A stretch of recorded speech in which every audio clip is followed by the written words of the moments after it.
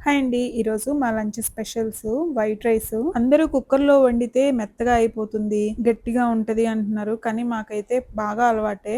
పొడి పొడిలాడుతూ వస్తుంది. ఇప్పుడు చేసినా ఇంతే పొడి పొడిలాడుతూ వస్తుంది. ఇక కర్రీస్‌కొచ్చేటప్పటికేమో ఈరోజు దోసకాయ, ఎండు చేపలు చేశాను. మొన్న ఇంటికెళ్ళినప్పుడు ఎండు చేపలు తీసుకొచ్చుకున్నాను కదా! అవి వేసి ఈరోజు చేశాను. ఈ కర్రీ నాకు, మా హస్బెండ్‌కే. పిల్లలు తినరు. వాళ్ళకేమో పప్పు, టమాటో పప్పు, ఆమ్లెట్‌లు వేశాను. టొమాటో పప్పు నిన్న చేసింది వాళ్ళ వరకి సరిపోతుంది. ఇక పెరుగన్నం కూడా. ఇలా అయితే సండేకి లంచ్ చేసేసాము. ఎండు చేపలు మీలో ఎంతమందికి ఇష్టమో కమెంట్ చేయండి. మా ఇంట్లో ఎవ్వరు తినరు. నేను ఒక్కదాన్నే తింటాను. పాపం నా కోసం అని చెప్పి మా హస్బెండ్ తింటారు. మా అత్తయ్య చేసినట్లు చెప్పటం గానీ, చేయటం కానీ ఎప్పుడు చూడలేదు. కానీ మా హస్బెండ్‌కి మాత్రం నా వల్ల కొంచెం అలవాటయింది. మేము తిన్నా కానీ ఓన్లీ ఒక్క పూటే తింటాము. ఇదే కాదు నాన్ వెజ్ ఏ రెసిపీ చేసినా గానీ ఒక్క పూటకే వచ్చేలాగా చేస్తాము. ఇంతకీ మీలో ఎంతమంది ఎండు చేపల కూర తింటారో కమెంట్ చేయండి. అండ్ ఎందులోకి ఇష్టంగా తింటారో కూడా కమెంట్ చేయండి.